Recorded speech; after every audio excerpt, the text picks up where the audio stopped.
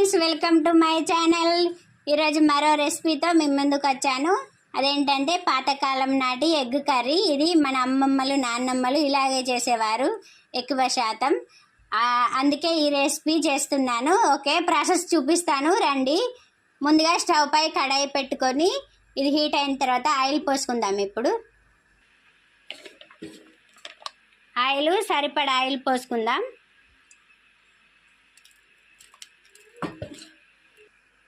Oil పోసుకున్నాం కదా, ఇప్పుడు కొంచెం దీంట్లో జీలకర్ర వేసుకుందాం, కొంచెం అట్లా. తర్వాత వెల్లుల్లిపాయలు, అల్లం కూడా వేసుకోవచ్చు, కానీ అల్లం నా దగ్గర లేదు అందుకే వేయట్లేదు. తర్వాత ఉల్లిపాయలు కొంచెం ఎక్కువనే పడితే, ఉల్లిపాయలు ఎక్కువ వేసుకుంటేనే కర్రీ టేస్ట్ ఉంటుంది. ఇప్పుడు వీటిని మంచిగా కలుపుకుందాం. గోల్డెన్ బ్రౌన్ కలర్ వచ్చేదాకా వేగాలి. ఇవి మంచిగా ఆయిల్లో ఫ్రై కావాలి. చూడండి, ఇవి ఇక్కడ వేగిపోయినాయి కదా. ఇప్పుడు పచ్చిమిర్చి, ఒక టమాటా వేస్తున్నాను. వీటిని కలుపుకుందాం. సో కలుపుకుందాం కదా, ఇప్పుడు దీంట్లో కొంచెం పసుపు వేసుకుందాం. కొంచెం పసుపు, ఇవన్నీ వేగాలి, కలుపుకుందాం. ఇప్పుడు మరొక నిమిషం పాటు ఇవన్నీ వేగనిద్దాం.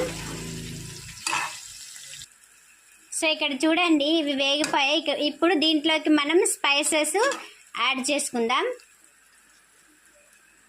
ఉప్పు, కారం, మసాలా అంతే, ఎక్కువ స్పైసెస్ ఏం యాడ్ చేయట్లేదు. ఇప్పుడు మంచిగా కలుపుకుందాం. కలుపుకొని ఒక నిమిషం పాటు అలా వేగనిద్దాం.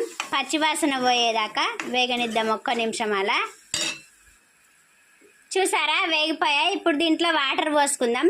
అంటే నేను ఒక 5 eggs తోటి కర్రీ చేస్తున్నా, వాటికి సరిపడా వాటర్ పోసుకుంటున్నా. మీరు ఎన్ని ఎగ్స్తో కర్రీ వేసుకుంటారో అన్ని వాటర్ మీరు పోసుకోండి.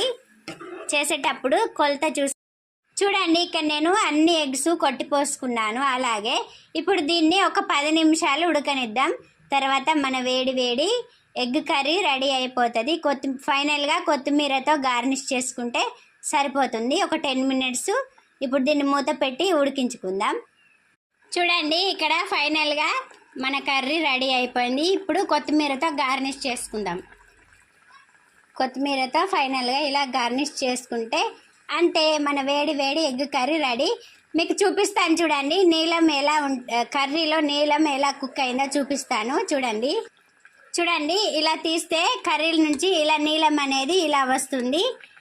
ఓకే, నా వీడియో నచ్చితే లైక్ చేయండి, షేర్ చేయండి, సబ్స్క్రైబ్ చేయండి మా ఛానల్ని. బాయ్.